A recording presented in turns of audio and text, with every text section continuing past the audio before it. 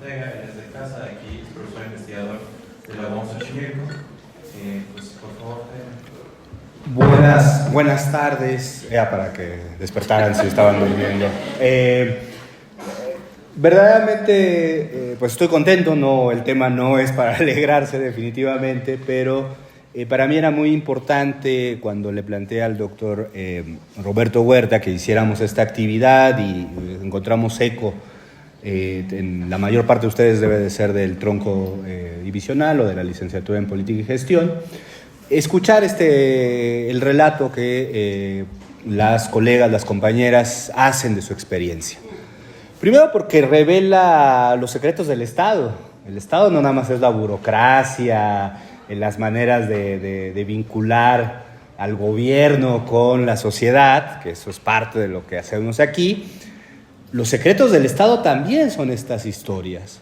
Esto tiene una racionalidad, como dicen las compañeras, tiene una lógica, requirió recursos, requirió dinero de los ciudadanos, de las ciudadanas de este país, es increíble, ¿no? Y una planificación. Una planificación, es decir, requirió que alguien imaginara todo esto, que lo pusiera en prueba, en práctica. Y eso nos tiene que hablar de la condición, no solo nacional, sino de la propia manera en que organizamos la vida en sociedad.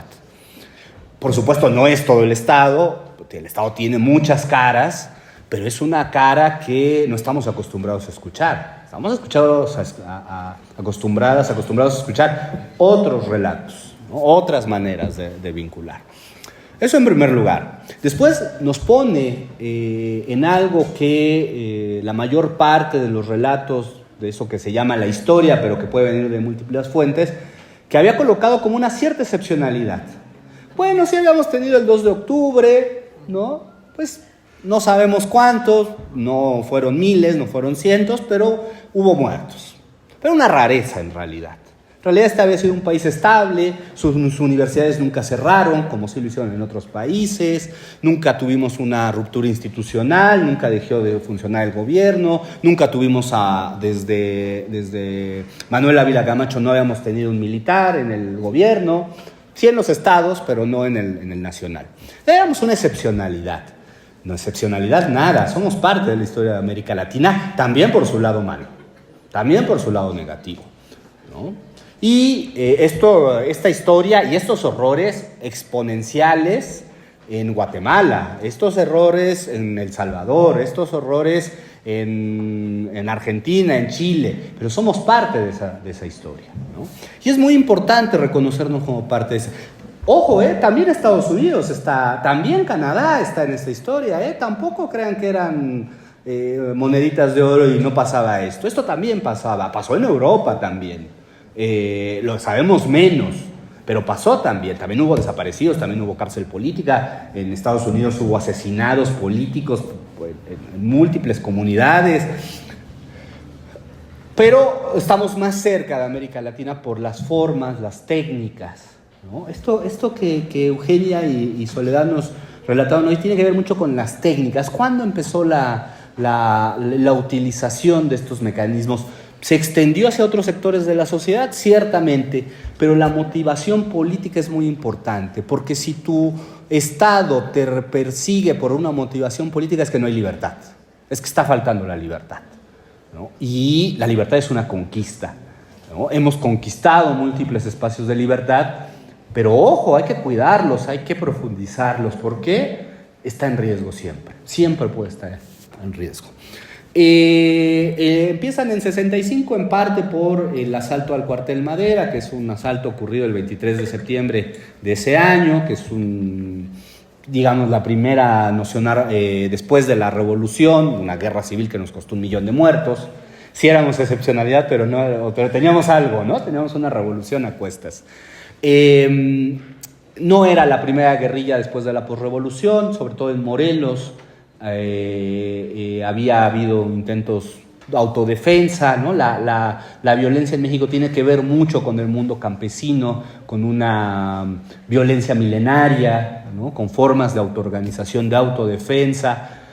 Y si uno revisa en realidad desde los últimos 50 hasta los primeros 60, la violencia campea por las zonas rurales, ¿no? Es una violencia mucho más difícil de registrar en esas épocas, porque pues, los centros urbanos siempre están más conectados, siempre hay mayor flujo, pero a partir del 65 es muy claro, escala a nivel nacional, ¿no? Y esa escalada a nivel nacional abre una puerta que pues apenas estamos verdaderamente entrando a ver en sus profundidades, a pesar de que había habido iniciativas significativas y que las compañeras acá nos relatan. Yo, cuando veo esta parte, a mí, los que cursan conmigo MEPS, siempre se los digo, yo creo que este país tiene una historia maravillosa, pero lo maravilloso también implica lo desastroso, lo bárbaro, lo violento, ¿no? Y este es un país cuya violencia está todo el tiempo actuando en los vínculos sociales, ¿no? Y no lo podemos olvidar, tenemos que pararnos sobre ello. Construir futuro no se puede hacer sobre el olvido. El futuro siempre se construye sobre lo que sabemos de nuestro pasado. Y entre más sepamos del pasado, entre más seamos perspicaces al analizarlo, podremos construir un mejor futuro. Hay deudas. La justicia es una gran deuda, como lo pusieron las compañeras de acá. Hay deudas enormes que saldar, ¿no? Y un buen principio es como hace Eugenia, si ustedes se dieron cuenta en su exposición, menciona los nombres de las personas. Nombrar a las personas es muy importante, ¿no? Nombrar cuando tenemos esos nombres es importante. No importa que después nunca más volvamos a leer ese nombre, nunca se dijo el nombre, ¿no? Eso es muy, muy, muy relevante. ¿Qué podría decir yo, qué aportar desde fuera? Yo creo que este es un insumo muy importante. No se agota, por supuesto, a pesar de que son 2.000 páginas. En realidad podríamos seguir otras 2.000, o 4.000, o 6.000, o 8.000, ¿no? En realidad. No se acaba en el 90, continúa, aunque cambia de modalidad, por supuesto, a principios de los años 90. No empieza en 65, por supuesto, hay episodios muy relevantes de ejercicios de violencia política en los 50. En realidad todo el tiempo hay violencia política, ¿no? Es constitutiva de la propia relación de dominantes-dominados, de mando-obediencia.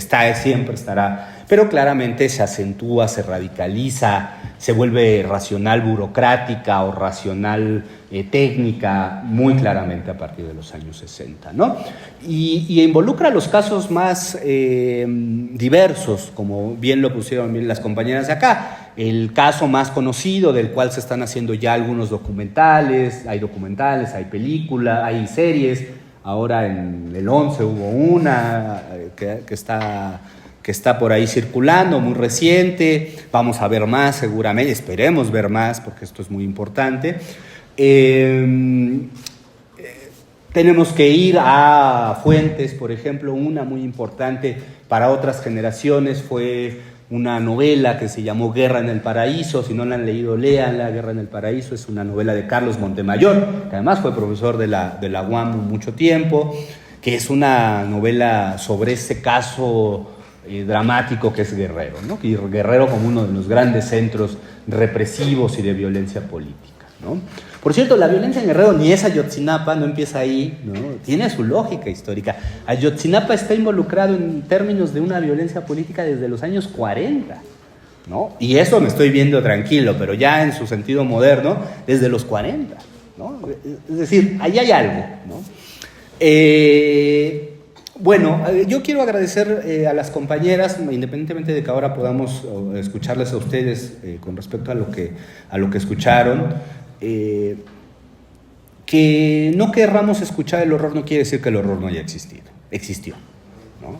Existió y existe. Lo peor es que existe, ¿no? Claro.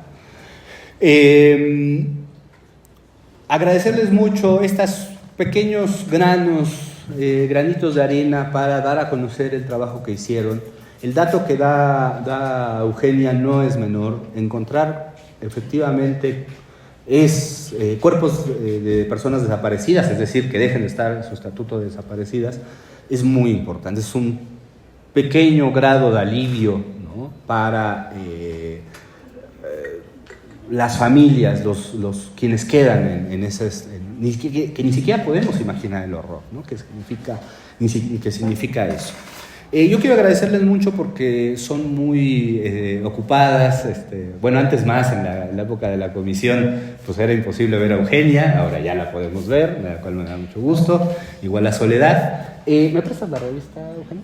Yo les quiero recomendar, nosotros en esta revista número 293 de la revista Memoria, esta digital, le hicimos una entrevista a cada una de ellas, porque bueno, ahí está escrito ya mucho de lo que dijeron, pero otras cosas también.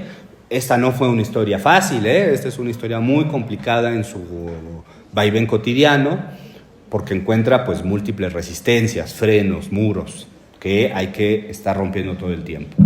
Pero sí les quiero agradecer, para nosotras y nosotros era muy importante que este informe se conociera en sus generalidades, en sus grandes trazos, que supieran que existe, que cuando lleguemos o cuando vuelvan a leer o hacer o ver referencias de este tipo, entiendan lo que se ha hecho en torno a ello, porque se lo van a encontrar, porque no lo podemos eludir ya.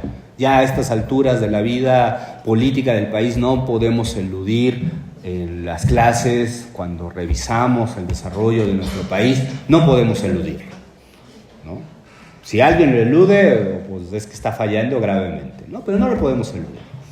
Entonces, bueno, agradecerles mucho, agradecerles su presencia, agradecerle a Roberto, bueno, acá al compañero Querubín que estuvo apoyándonos también en la cuestión más técnica y en toda la organización, y abrir el espacio pues para que los escuchemos, las escuchemos, ¿no, Roberto?